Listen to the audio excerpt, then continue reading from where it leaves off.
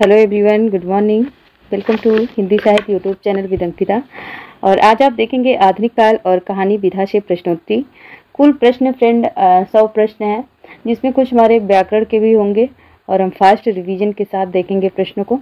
इसके पहले की वीडियोस अगर आपने नहीं देखी है तो देख लीजिएगा। मैंने प्रगतिवाद, प्रयोगवाद एक ही वीडियोज़ में कवर किए हैं और एकदम सीक्वेंस से फ्रेंड आदिकाल से चल रहे हैं, तो आप ज़रूर देखिएगा। ये playlist TGT, PGT, BPSC all over exam के लिए है, ये चाहे हिंदी साहित्य के कोई भी एग्ज़ाम दे रहे हों, ठीक है।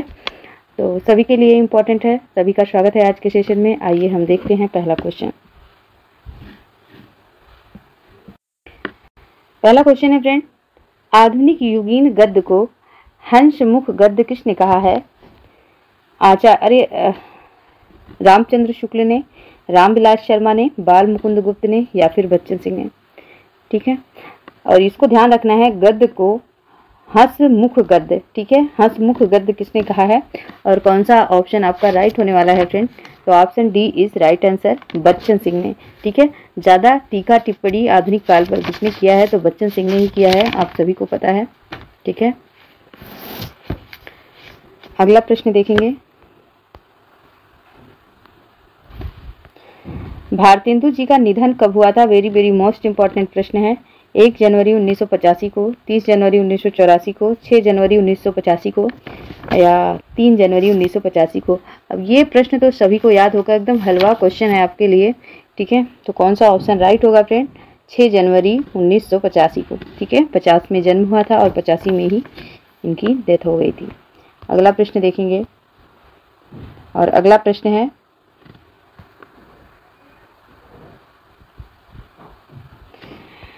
पत्र पत्रिकाओं के प्रकाशन वर्ष का सही अनुक्रम बता देना है आपको। और सारे पत्र पत्रिका कहाँ से हैं फ्रेंड? तो आधुनिक काल से ही भारतेंदु जी के ही हैं, तो आप बता दीजिए कौन सा ऑप्शन सही होगा। हरिश्चंद्र मैगजीन, प्रजा हितैषी, ब्राह्मण, हिंदी प्रदीप, ब्राह्मण, हरिश्चंद्र मैगजीन, प्रजा हितैषी, ब्राह्मण, प्रजा हितैषी, हिंदी प्रदीप, हरिश्चंद्र मैगजीन या फिर प्रजा हितैषी, हरिश्चंद्र मैगजीन, हिंदी प्रदीप या फिर ब्राह्मण। तो फटाफट आप क्रम बता दीजिए। तो option D is right answer है फ्रेंड, ठीक है। हिंदी प्रदीप बालकृष्ण भट्ट का है फ्रेंड, ठीक है। और हरिश्चंद्र मैगजीन तो ये हरिश्चंद्र का ही है। प्रजा हितैषी आप कमेंट में बताएं और ब्राह्मण पत्रिका किसकी थी इसको भी आप कमेंट में ज़रूर बताएं, ठीक है। अगला प्रश्न देखें। अगला प्रश्न है, गोवर्धन दास भारतेंदु के किस नाटक का पात्र है? वैदिक हिंसा, हिंसा न भवति, नील देवी, अधेर नगरी या फिर भारत दुर्दशा। तो option C is right answer है फ्रेंड, ठीक है। अंधेर नगरी गोवर्धन दास भारतेंदु के किस नाटक का पात्र है? तो अंधेर नगरी। अब आप बता दीजिए अंधेर नगरी ये कब का नाटक है, ठीक है। भारतेंदु हरिश्चंद्र का ये नाटक है और इसका समय अगर आपको याद है तो आप जरूर बताइएगा। अगला प्रश्न, तो अंधेर नगरी फ्रेंड 1881 ईस्वी का ये नाटक है, ठीक है। प्रहसन है, इसको आप याद रखेंगे। क्या है ये? प्रहसन की श्रेणी में आता है। इसमें राजा की मूर्खता, अन्याय और अंधेर गर्दी पर तीखा व्यंग्य कसा गया था। अच्छा, नील देवी का क्या समय है? तो नील देवी का समय भी 1881 है, ध्यान रखेंगे। भारत की दुर्दशा कब हो जाती है? तो 1880 में हो जाती है, ठीक है। वैदिक हिंसा, हिंसा न भवति, इसका समय 1873 ईस्वी है, इसको आप ध्यान रखेंगे। अगला प्रश्न देखते हैं फ्रेंड। अगला प्रश्न है, बडरा का स्वागत किसकी रचना है? प्रताप नारायण मिश्र की है, भारतेंदु हरिश्चंद्र की है, महावीर प्रसाद द्विवेदी की है या फिर राधा कृष्ण दास की है। तो बडरा का स्वागत कौन कर रहे हैं फ्रेंड? प्रताप नारायण मिश्र जी कर रहे हैं। Option A is right answer. अगला प्रश्न देखेंगे, क्या आपने बडरा नाम सुना है क्या? अगर नाम सुना है तो जरूर कमेंट कीजिएगा। साथियों आगे बढ़ते हैं अगले क्वेश्चन की तरफ। एक ही क्वेश्चन में ना रह जाएं, क्योंकि ये आपका फास्ट रिवीजन चल रहा है, सभी चर्चित प्रश्न हैं आपके। तो नेक्स्ट प्रश्न है, समाचार सुधा वर्षण पत्र कहाँ से प्रकाशित होता है? बनारस से, कलकत्ता से, इलाहाबाद से या फिर मिर्जापुर से। बहुत आसान सा प्रश्न है फ्रेंड। तो ये कलकत्ता से प्रकाशित होता है, option B is right answer. कब प्रकाशित होता है? 1854 ईस्वी में प्रकाशित होता है। इसके प्रकाशक या संपादक कौन थे? तो श्याम सुंदर दास के संपादकत्व में ये निकला था, याद रखेंगे। श्याम सुंदर सेन कहीं मिलता है, ठीक है, दास नहीं लिखिएगा आप, क्योंकि मैं भी कंफर्म नहीं हूँ। तो श्याम सुंदर आप याद रखेंगे, बस श्याम सुंदर याद रखिए, बाकी आप बुक में देख लीजिएगा। अगला प्रश्न है, पत्रिका और प्रकाशन स्थल में कौन विषम संयोजन है? हिंदी प्रदीप प्रयाग से, आनंद कादम्बिनी मिर्जापुर से, ब्राह्मण काशी से, या भारतेंदु वृंदावन से। आप बताइए कौन सा आंसर राइट है। ठीक है, तो ब्राह्मण काशी से, option C is right answer. ठीक है, और प्रश्न क्या था? प्रश्न आपका था कि प्रश्न एक बार फिर से देखें। प्रश्न था कि पत्रिका और प्रकाशन स्थल में कौन विषम संयोजन है।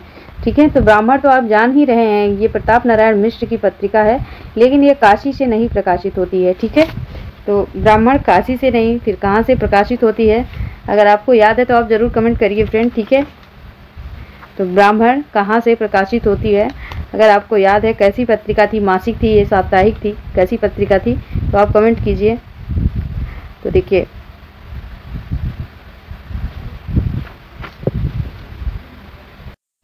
नेक्स्ट प्रश्न है, ठेठ और हिंदी का ठाठ रचना का संबंध किस विधा से है?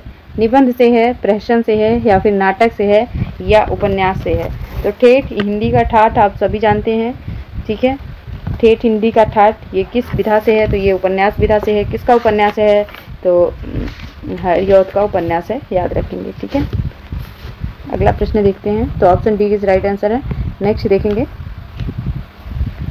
भारतेंदु की ब्रजभाषा में लिखित काव्य रचना का मुख्य विषय है भक्ति श्रृंगार, राष्ट्रीयता, देश प्रेम, सामाजिक सुधार, या फिर उपर्युक्त सभी। तो देखिए, प्रश्न अब बोला है कि ब्रजभाषा में लिखित काव्य रचना, तो जो भी भक्ति श्रृंगार के रचना थे वो काव्य भाषा ब्रजभाषा में लिखे गए थे। ठीक है, तो option A is right answer है। नेक्स्ट देखेंगे, बूढ़े मुँह मुहासे रचना किस विधा में है? निबंध है, नाटक है, कहानी है, या फिर प्रहसन है? तो इम्पॉर्टेंट है ये कि बूढ़े मुँह मुहासे रचना किस विधा में है। तो option A is right answer है फ्रेंड, ये निबंध है।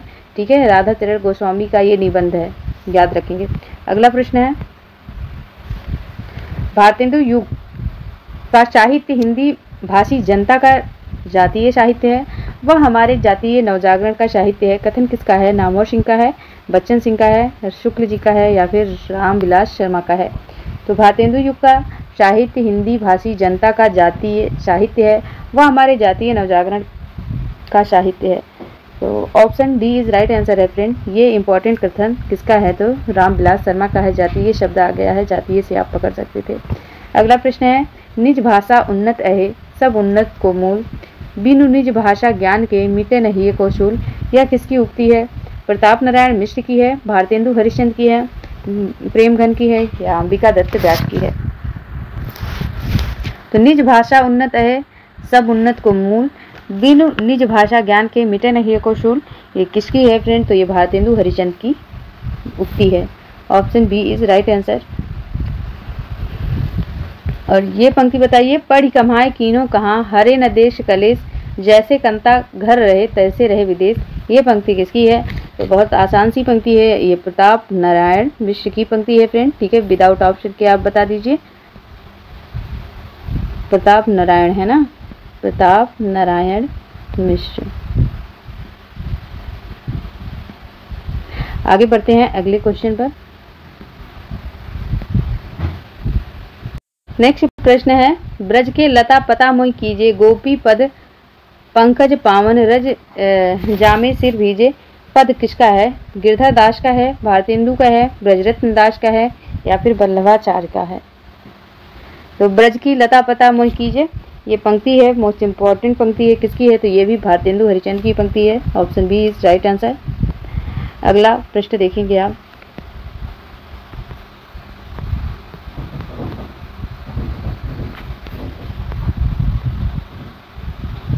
अगला प्रश्न है, कविता कामनी कांत किस कवि को कहा गया है? मैथिली शरण गुप्त को, हरिऔध को, जगन्नाथ दास रत्नाकर को, या फिर नाथूराम शर्मा को? तो कविता कामनी कांत, ठीक है, किसको कहा गया है? तो नाथूराम शर्मा शंकर को कहा गया है फ्रेंड। तो option D is right answer है। नेक्स्ट देखिए, कवियों का वरिष्ठतम क्रम बता देना है आपको, ठीक है, और क्रम के साथ आप इनका समय भी बताते चलेंगे। तो देखिए, सबसे पहले समय आता है श्रीधर पाठक का, महावीर प्रसाद द्विवेदी, हरिऔध, फिर मैथिली शरण गुप्त। और सभी द्विवेदी युग के कवि हैं, याद रखना। तो सबसे पहले समय किसका आता है? श्रीधर पाठक का, फिर महावीर प्रसाद द्विवेदी, फिर हरिऔध और मैथिली शरण गुप्त। अगला प्रश्न देखें। अगला प्रश्न है, हम ज़्यादा इसको व्याख्यायित नहीं कर रहे हैं क्योंकि टाइम हमारा लॉस होगा और हमारे प्रश्न कवर नहीं हो पाएंगे। वैसे भी हम आज कई दिन बाद क्लास ले रहे हैं। कवि और उपनाम में कौन सा विषम संयोजन है? तो बता देना है। अयोध्या सिंह उपाध्याय का हरिऔध नाम था, तो बिल्कुल राइट है। गया प्रसाद शुक्ल स्नेही, ठीक है। राय देवी प्रसाद पूर्ण, मैथिली शरण गुप्त का कलाधर नाम था, तो यही आपका विषम संयोजन है। तो ऑप्शन डी आपका राइट आंसर है। तो कलाधर किसका नाम था? तो ये जयशंकर का उपनाम था, जयशंकर प्रसाद का, ठीक है। अगला प्रश्न देखेंगे साथियों। सभी से रिक्वेस्ट है चैनल को जरूर सब्सक्राइब कर दें। हरिऔध की कौन सी रचना रीति निरूपण ग्रंथ है? प्रिय प्रवास, रस कलश, वैदेही वनवास या फिर इनमें से कोई नहीं? रीति निरूपण पूछा गया है, ठीक है। तो देखिए, प्रिय प्रवास तो आप जान रहे हैं, इसमें कृष्ण के जीवन बालकाल से लेकर बड़े होने तक का वर्णन है प्रिय प्रवास में, है ना। और 14 सर्गों में है ये। और रीति रस कलश कैसा है? तो रस कलश इनका रीति निरूपण ग्रंथ है। Option B is right answer है, ठीक है। अगला प्रश्न देखेंगे। और अगला प्रश्न है, रचना और रचना काल में कौन विषम संयोजन है? भारत भारती 1910, साकेत 1931, प्रिय प्रवास 1914, पंचवटी 1925। तो देखिए, पंचवटी 1925 बिल्कुल राइट है, मैथिली शरण गुप्त की रचना है। प्रिय प्रवास 1914 ईस्वी हरिऔध की रचना है। साकेत किसका है? तो मैथिली शरण गुप्त की है। भारत भारती भी मैथिली शरण गुप्त की ही रचना है, लेकिन ये 1910 नहीं, तो फिर क्या है? 1912 है, याद रखेंगे। तो option he is right answer. अगला प्रश्न देखें। हरिऔध को किस रचना पर मंगला प्रसाद पारितोषिक पुरस्कार प्राप्त हुआ था? वैदेही वनवास, प्रिय प्रवास, वैदेही वनवास या फिर प्रिय प्रवास? तो इन्हीं दोनों में से बता दीजिए, ऑप्शन यहीं पर है। इन्हें प्रिय प्रवास आपने देखा 1914 ईस्वी इसका रचना काल है, और इसी रचना पर इन्हें मंगला प्रसाद पारितोषिक मिला हुआ है, याद रखेंगे आप। अगला प्रश्न देखेंगे।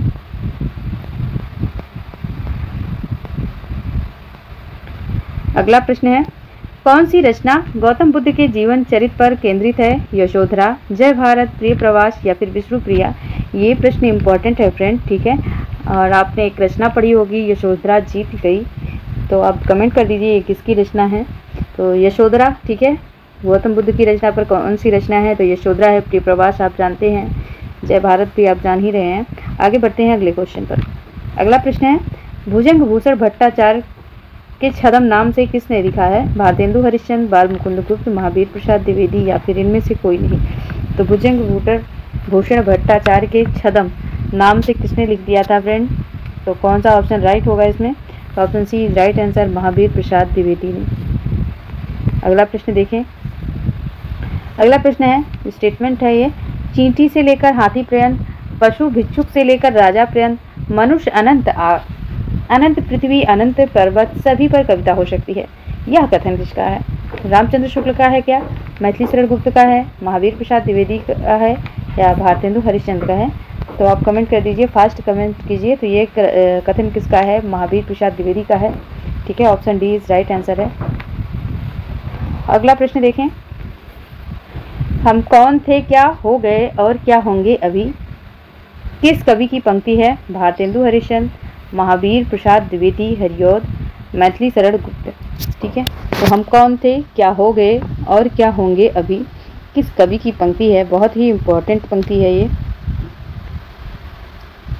तो ये भी पंक्ति मैथिली शरण गुप्त की है। Option D is right answer है, ठीक है। अगला प्रश्न है, इसकी कथा वस्तु एक महाकाव्य के क्या अच्छे प्रबंध काव्य के लिए अपर्याप्त है? रामचंद्र शुक्ल का यह कथन किसके संदर्भ में है? प्रिय प्रवास, साकेत, द्वापर या फिर रामायणी? तो इसकी कथा वस्तु एक महाकाव्य है क्या?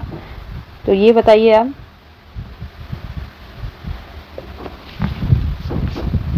तो देखिए, महाकाव्य में दो है ना, साकेत है और प्रिय प्रवास भी है। तो option A is right answer है, ठीक है। अगला प्रश्न देखें।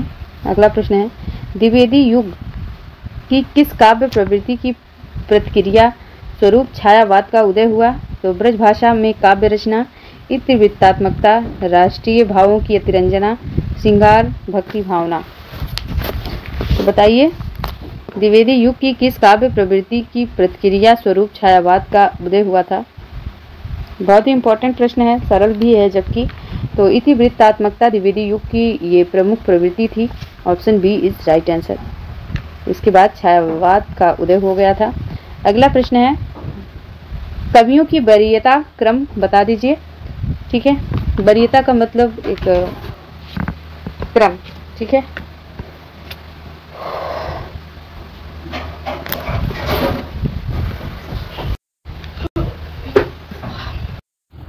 तो इस प्रश्न का उत्तर बताइए फ्रेंड। ठीक है, तो देखिए, निराला का जन्म कब हुआ था? निराला का तो 1999 में 1899 में हुआ था। पंत का कब हुआ था फ्रेंड? पंत का बताएं। चलिए पहले प्रसाद का बताएं। तो प्रसाद का जन्म कब हुआ था? प्रसाद का तो 89 में हुआ था, 1889 में।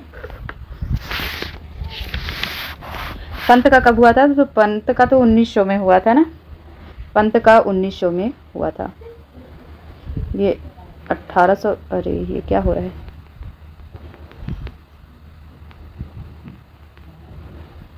तो देखिए 1809, देखिए 1889 में प्रसाद का, पंत का 1900 में और महादेवी वर्मा का 1900। तो क्या क्रम हो जाएगा फ्रेंड? कौन सा क्रम आपका राइट होगा? कौन सा ऑप्शन राइट होगा?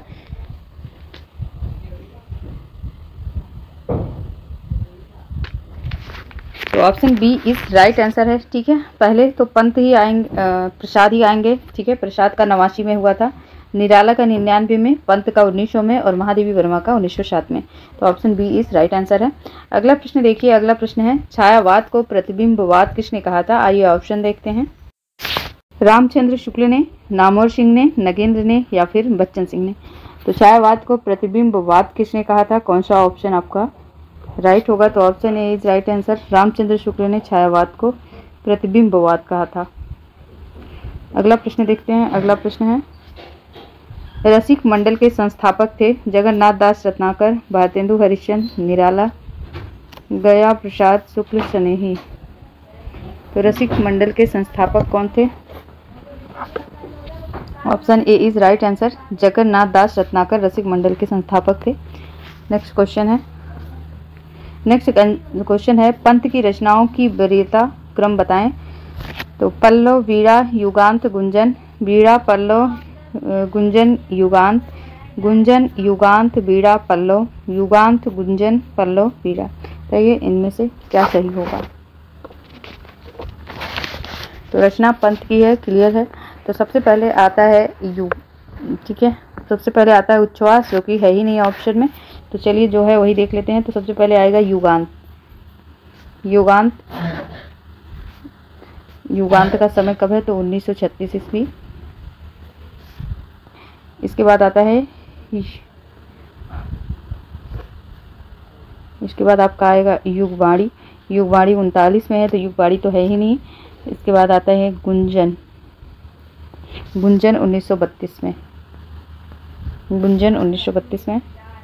इसके बाद आता है बीड़ा 1927 में। ठीक है, 1927 में बीड़ा आ जाता है। इसके बाद आता है पल्लव 1928 में। पल्लव 1928 में। तो इसके हिसाब से option A is right answer है। ठीक है, पल्लव 1928 में, बीड़ा 1927, 32 में 32 में गुंजन। ठीक है, 1932 ईस्वी। और युगांत कब है? तो युगांत आपका 1936 ईस्वी। तो option A is right answer है। अगला प्रश्न देखेंगे, और अगला प्रश्न है,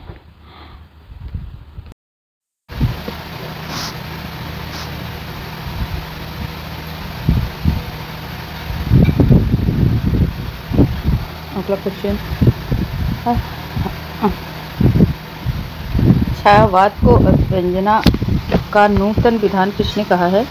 आचार्य रामचंद्र शुक्ल ने, विश्वनाथ प्रसाद, मुक्तिबोध या फिर नगेंद्र।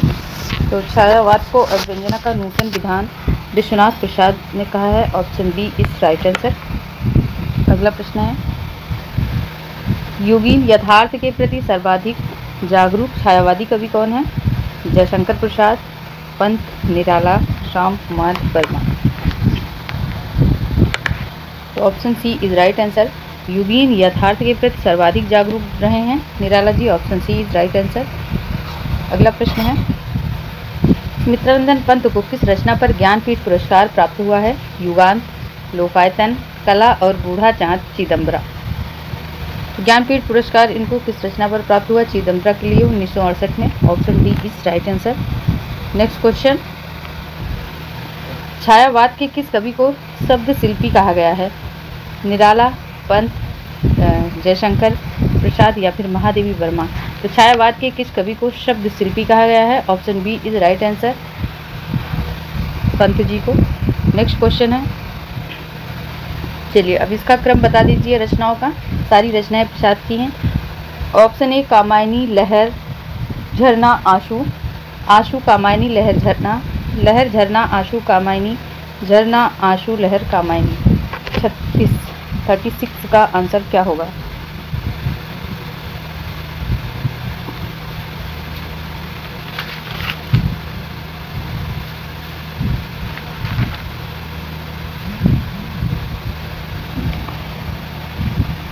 तो ऑप्शन इसमें कौन सा राइट होगा? Option D is right answer है। ठीक है, देखिए झरना कब है? तो झरना है 1918 में, आंसू 1925 में, लहर कब आती है? 1933 में, और कामायनी तो आपको याद है कि 1935 या 36 कहीं देखने को मिलता है।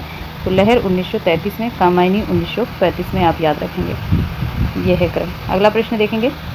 अगला प्रश्न है, पुष्प की अभिलाषा कविता के रचनाकार हैं माखनलाल चतुर्वेदी, सुभद्रा कुमारी चौहान, पंत या फिर राम नरेश त्रिपाठी। पुष्प की अभिलाषा कविता के रचनाकार कौन है? तो माखनलाल चतुर्वेदी हैं। Option A is right answer. अगला प्रश्न है, परिमल किसका काव्य संग्रह है? पंत का, अज्ञेय का, निराला का या फिर राम नरेश त्रिपाठी का। तो बहुत आसान सा प्रश्न है, परिमल किसका है? निराला का है। Option C is right answer. अगला प्रश्न है, अगला प्रश्न इम्पोर्टेंट है, परमात्मा की छाया आत्मा में पड़ने लगती है और आत्मा की छाया परमात्मा में, यही छायावाद है। तो ये स्वरूप छायावाद का किसने स्वीकार किया? जयशंकर प्रसाद ने, महादेवी वर्मा ने, राम कुमार वर्मा ने, रामचंद्र शुक्ल ने। तो option C is right answer, Ram Kumar Verma ने। नेक्स्ट क्वेश्चन है, प्रगतिशील लेखक संघ की स्थापना कब हुई थी? 1930 में, 31 में, 36 में या फिर 39 में। तो प्रगतिशील लेखक संघ की स्थापना 1936 में स्थापित हुई थी। Option C is right answer. अगला प्रश्न है, प्रगतिशील लेखक संघ की स्थापना से किसका संबंध है? तो मुल्क राज, आनंद, सज्जाद, जहीर, उपर्युक्त दोनों या फिर इनमें से कोई नहीं। तो option C is right answer, दोनों लोग इसमें सम्मिलित थे। नेक्स्ट क्वेश्चन, युग की गंगा के रचनाकार कौन है? राहुल सांकृत्यायन, नागार्जुन, मुक्तिबोध, केदारनाथ अग्रवाल। युग की गंगा, option D is right answer, Kedarnath Agrawal. किस कवि की अधिकांश कविताओं को सपाट, उबड़ खाबड़, दलीय और पोस्ट स्तरीय कहा गया है? मुक्तिबोध, नागार्जुन, केदारनाथ अग्रवाल, निराला। किस कवि की अधिकांश कविताओं को सपाट, उबड़ खाबड़, दलीय, पोस्टरीय कहा गया है? Option B is right answer, Nagarjun की कविताओं को सपाट, उबड़ खाबड़, दलीय और पोस्ट स्तरीय कहा गया है।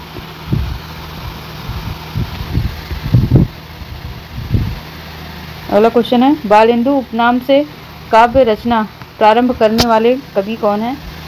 केदारनाथ अग्रवाल, जयशंकर प्रसाद, मैथिली शरण गुप्त, इनमें से कोई नहीं। तो बालेंदु उपनाम से कविता करने वाले रचनाकार का नाम क्या है? तो केदारनाथ अग्रवाल है।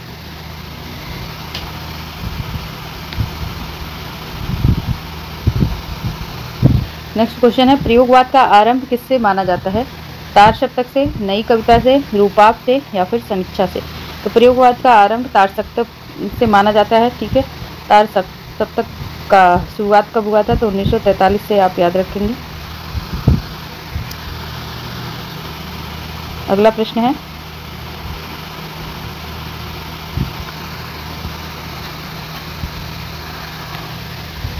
तार सप्तक और प्रकाशन वर्ष में कौन सुमेलित नहीं है, तो तार सप्तक 1943 सही है। दूसरा तार सप्तक 1956, तीसरा तार सप्तक 1959, चौथा तार सप्तक 1979। तो तीसरा 59 में है, दूसरा 51 में है, तो दूसरा राइट नहीं है। Option B is right answer. ठीक है, option B is right answer. अगला प्रश्न देखते हैं।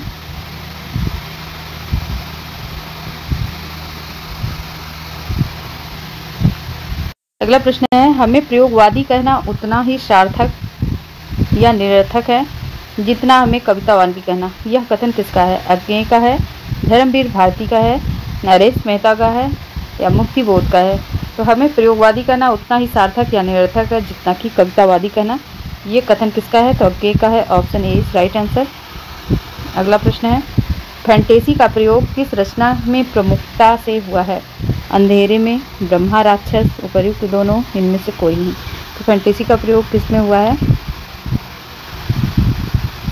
तो option C is right answer. उपर्युक्त दोनों में हुआ है, अंधेरे में और ब्रह्मा राक्षस। तो ये किसकी रचना है? तो दोनों रचना मुक्तिबोध की है। अगला प्रश्न है, नई कविता में कौन सी प्रवृत्ति नहीं है? जीवन के प्रति आस्था, लघु मानव की प्रतिष्ठा, सामाजिक बोध का प्रभाव या फिर बौद्धिक यथार्थवाद की दृष्टि। तो नई कविता की कौन सी प्रवृत्ति नहीं है? तो नई कविता की प्रवृत्ति सामाजिक बोध का प्रभाव नहीं है। Option C is right answer. अगला प्रश्न है, अज्ञेय को किस रचना पर ज्ञानपीठ पुरस्कार प्राप्त हुआ? कितनी नाव में कितनी बार, महावृक्ष के नीचे, सागर मुद्रा, आंगन के पार द्वार। तो ज्ञानपीठ पुरस्कार की बात हुई है तो कितनी नाव में कितनी बार, ठीक है, 72 बार। तो 1972 में इन्हें ज्ञानपीठ पुरस्कार प्राप्त हुआ है। अगला प्रश्न है,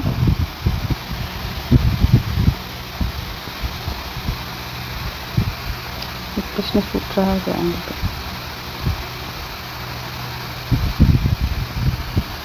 एक प्रश्न है, नकेनवाद के 3 प्रमुख कवि कौन हैं? तो नकेन से ना से होगा नलिन विलोचन शर्मा, का से केसरी कुमार और ना से नरेश मेहता। आप याद रखेंगे, इन्हीं के नाम पे नकेनवाद का नाम पड़ा है।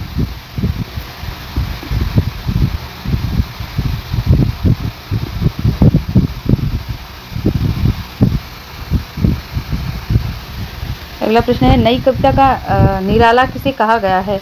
नागार्जुन को, शमशेर बहादुर सिंह को, अज्ञेय को या फिर मुक्तिबोध को? तो नई कविता का निराला किसे कहा गया है? Option D is right answer. Muktibodh को नई कविता का निराला कहा गया है। नेक्स्ट क्वेश्चन, कवि और कविता में सुमेलित नहीं है।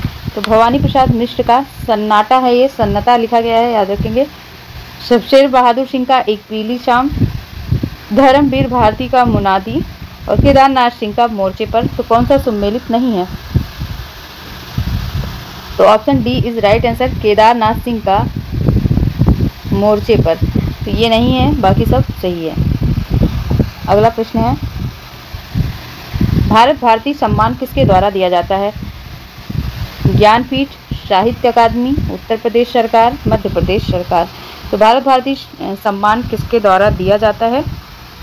भारत भारती सम्मान उत्तर प्रदेश सरकार द्वारा दिया जाता है। Option C is right answer. अगला प्रश्न है, शमशेर बहादुर सिंह की किस रचना पर साहित्य अकादमी पुरस्कार मिला है? चूका भी नहीं हूँ मैं, कुछ कविताएं, कुछ और कविताएं, काल तुझसे होड़ है मेरी। इनको साहित्य, ये सारी रचनाएं शमशेर बहादुर की ही हैं, पर इसमें पूछा गया है कि किस रचना पर इन्हें साहित्य अकादमी पुरस्कार प्राप्त हुआ है। तो option A is right answer. चूका भी नहीं हूँ मैं। नेक्स्ट क्वेश्चन है, दुष्चक्र में सृष्टा के रचनाकार हैं मंगलेश डबराल, वीरेंद्र डगवाल, कात्यायनी, अशोक वाजपेयी। तो दुष्चक्र में सृष्टा के रचनाकार कौन है? तो दुष्चक्र में सृष्टा वीरेंद्र डगवाल हैं। Option B is right answer. अगला क्वेश्चन है, पहाड़ पर लालटेन के रचनाकार हैं उदय प्रकाश, प्रयाग शुक्ल, विनोद कुमार शुक्ल, मंगलेश डबराल। तो पहाड़ पर लाटें लेकर कौन चढ़ रहे हैं? Dabral ji. Option D is right answer. Next question, Kamleshwar के कहानी संग्रह नहीं है, बताना है। राजा निर्वंशिया, खोई हुई दिशाएं, बयान, नए बादल।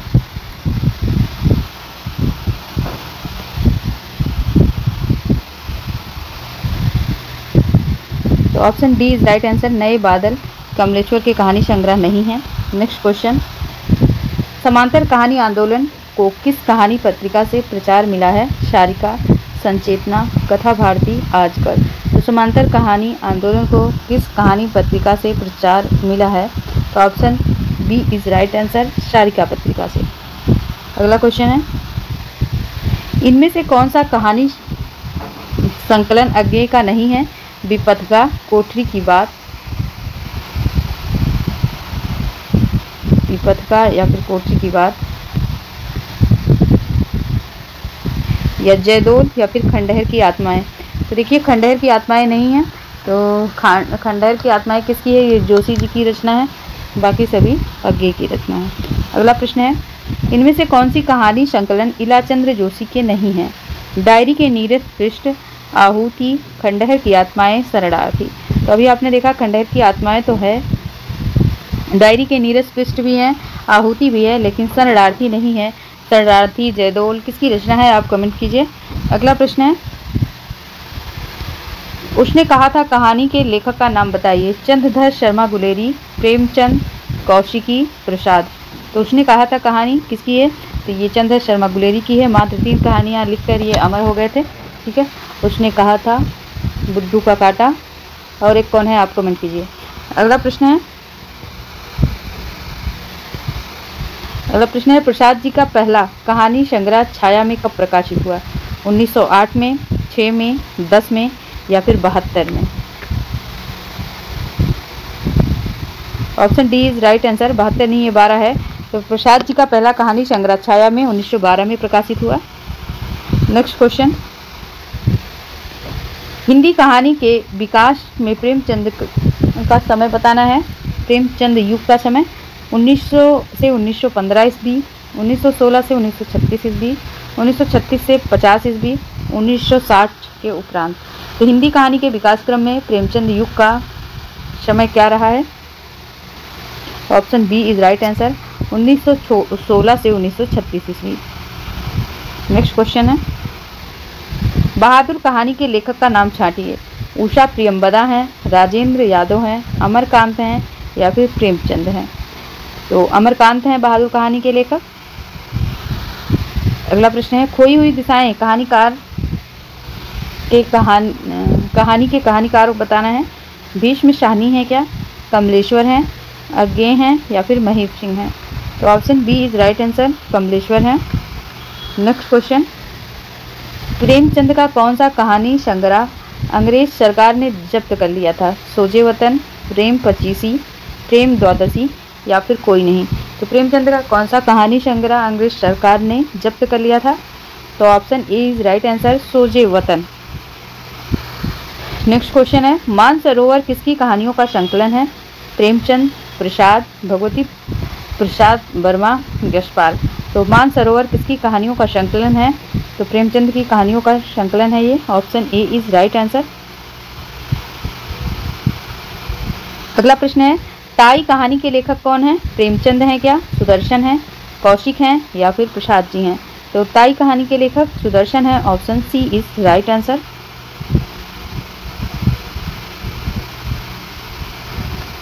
देखिए सुदर्शन ने ये कौशिकी हैं, माफ कीजिएगा, कौशिकी हैं। ठीक है,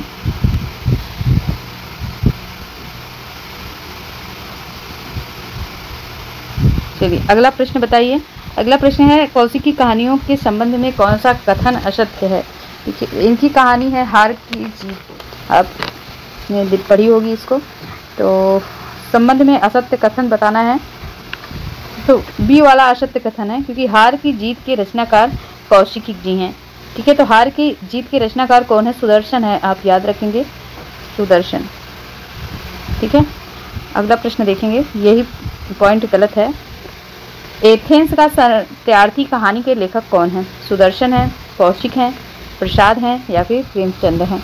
तो एथेंस का शरणार्थी कहानी के लेखक सुदर्शन है। Option A is right answer. और अगला प्रश्न है, चर्चित प्रश्न है, सप्तमी के बच्चे कहानी किसका संकलन है, किस कवि का संकलन है, बताना है। राहुल सांकृत्यायन, रांगे राघव, चंद्रगुप्त विद्यालंकार, उषा देवी मित्रा। तो सप्तमी के बच्चे ये राहुल सांकृत्यायन की कहानियों का संकलन है। Option A is right answer. Next question, इनमें से कौन सी कहानी संग्रह उग्र की नहीं है। तो दो जख की आग, कहानी कौमुदी, इंद्रधनुष या फिर चॉकलेट। तो इनमें से कौन सी कहानी संग्रह उग्र की नहीं है। तो 76 नंबर का क्वेश्चन है। तो option B is right answer. ठीक है, कहानी कौमुदी ये उग्र की नहीं है।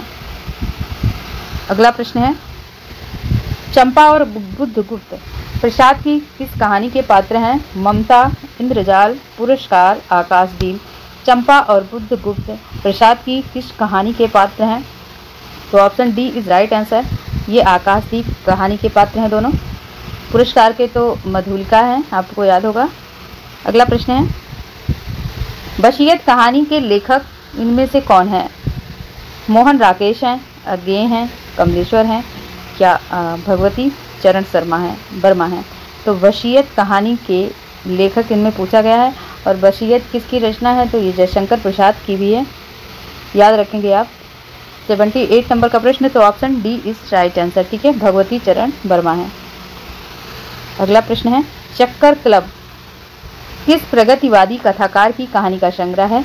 यशपाल, केदारनाथ या फिर यशपाल, फिर यशपाल दिया है, त्रिलोचन, एक ही बार है। अच्छा, तो चक्कर क्लब किस प्रगतिवादी कथाकार की कहानी है। चक्कर क्लब एक रचना और किसी की भी है, लेकिन यहाँ पे कहानी की बात हुई है तो ये यशपाल की कहानी है। Option C is right answer. Next question है, अहम ब्रह्मास्मि कहानी के लेखक कौन है। भीष्म शाहनी, किशोर साहू, द्विजेंद्र नाथ मिश्र निर्गुण या फिर अमरकांत। तो अहम ब्रह्मास्मि कहानी के लेखक कौन है।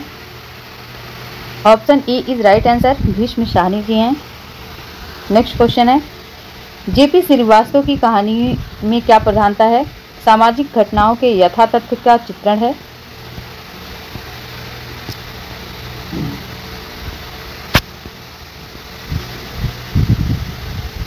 या फिर प्रगतिवादी भावनाओं की, सेक्स एवं रोमांस की, या हास्य व्यंग की। तो कौन सा ऑप्शन राइट होगा। तो option D is right answer, हास्य व्यंग।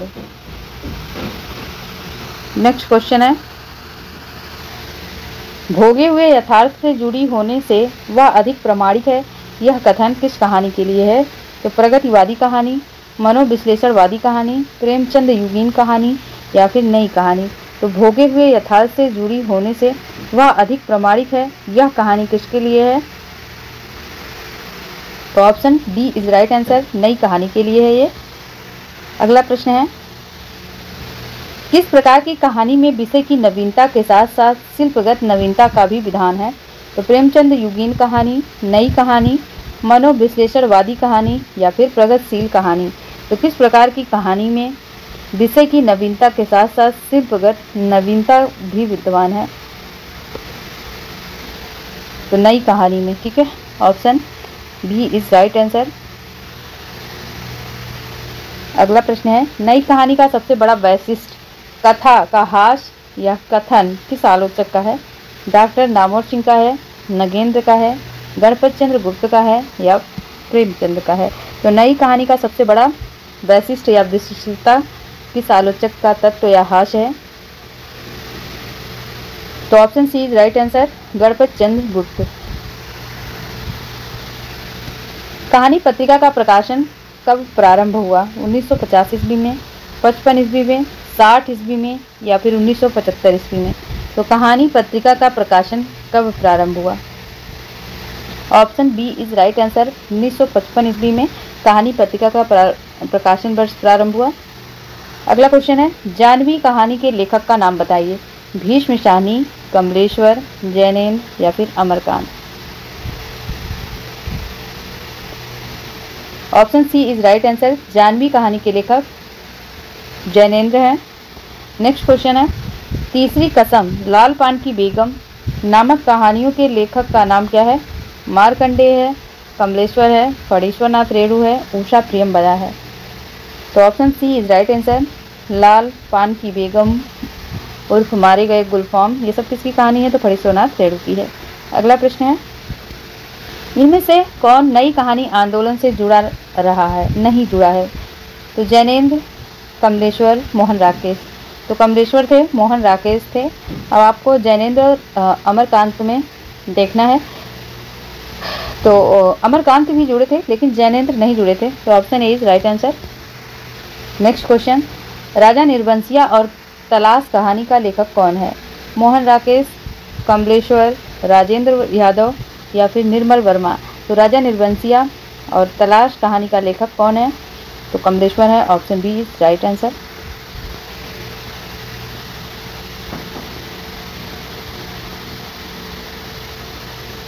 नेक्स्ट क्वेश्चन है, आ कहानी का प्रवर्तक डॉक्टर नामोर सिंह के अनुसार किसे माना जाता है? मोहन राकेश, कमलेश्वर, महीप सिंह या फिर निर्मल वर्मा को। तो आ कहानी का प्रवर्तक नामोर सिंह के अनुसार किसको माना जाता है? तो ना से नामोर सिंह ना से निर्मल सिंह, याद रखेंगे आप। Option D is right answer. Ashtray किसी कहानीकार का संकलन है? हरिमोहन का, राजेंद्र उपाध्याय, रामदरस मिश्र या फिर राजी शेष। तो एस्ट्रे कहानी राजेंद्र उपाध्याय कहानीकार का संकलन है। Option B is right answer. Next देखिए, मुक्ति किस लेखक का कथा संकलन है? बटरोही का, रूपनाथ सिंह, अखिलेश, अमरेंद्र मिश्र। तो option C is right answer, Akhilesh का है।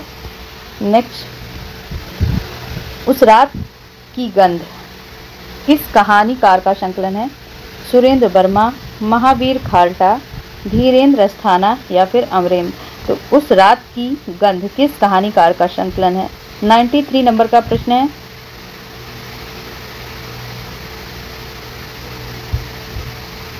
Option C is right answer. उस रात की गंध ये धीरेन्द्र अस्थाना की कहानी है, याद रखेंगे आप, वैसे कभी पूछी नहीं गई है। खितनी बाबू इनमें से किस कथाकार की कहानी है? सुदर्शन की, यशपाल की, भगवती प्रसाद वाजपेयी या फिर अज्ञे। तो खितनी बाबू इनमें से किस कथाकार की कहानी है? 94 नंबर का प्रश्न है। तो option D is right answer, Agyeya की है। नेक्स्ट प्रश्न है, इनमें से कमलेश्वर किस पत्रिका से जुड़े थे? कहानी, कादम्बिनी, सारिका या फिर धर्मयुग। तो कमलेश्वर फ्रेंड किससे जुड़े थे? सारिका पत्रिका से जुड़े थे। Option D is right answer. Next question, Pajeb किसकी कहानी है? तो पाजेब जैनेन्द्र की कहानी है, ठीक है। पाजेब दो चिड़िया सखियाँ, है ना। अगला प्रश्न देखिए 97 नंबर का। अब इसमें व्यवस्थित क्रम आप बता दीजिए कहानियों का। तो option A is right answer है। उसने कहा था 1915 में, है ना। पंच परमेश्वर, आकाशदीप, मलबे का मालिक, याद रखेंगे आप। अगला प्रश्न देखिए, इनमें से किस आलोचक ने इंदुमती को हिंदी की पहली कहानी माना है?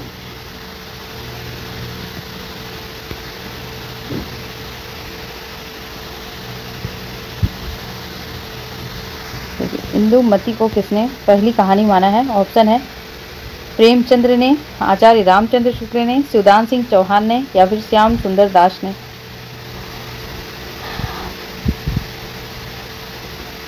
तो option B is right answer, ठीक है, रामचंद्र शुक्ल ने। 11 वर्ष के समय कहानी के लेखक कौन है? तो रामचंद्र शुक्ल ही हैं। अगला प्रश्न है, प्रसाद की कहानियाँ किस पत्रिका में छपती हैं? सरस्वती, मर्यादा, इंदु या फिर प्रताप। तो इंदु पत्रिका में छपती है प्रसाद की कहानियाँ, याद रखेंगे आप। तो फ्रेंड, ये सीरीज़ आपको कैसी लगी आप ज़रूर कमेंट कीजिए। और देखिए हमने टोटल प्रश्न 9 प्रश्न करा दिए। हाँ, मैंने व्याख्या जरूर नहीं कराई है क्योंकि मेरी तबीयत भी थोड़ी ठीक नहीं थी, आपको आवाज़ से ही लग रहा होगा, जिसकी वजह से मैं काफ़ी दिन से क्लास भी नहीं ले पा रही थी। लेकिन अब कंटिन्यू रहेगा, तो आप ज़रूर चैनल को सब्सक्राइब कर दीजिएगा, शेयर कीजिए। और अगली प्रश्नोत्तरी हमारी नाटक निबंध से रहेगी और इसके बाद ये सीरीज़ समाप्त हो जाएगी। इसके बाद हैंड रिटन नोट्स आएंगे आपके सामने, सारी बुकों का समावेश, मोस्ट इम्पॉर्टेंट तथ्य रहेंगे। तो चलिए, सभी का धन्यवाद है, थैंक यू।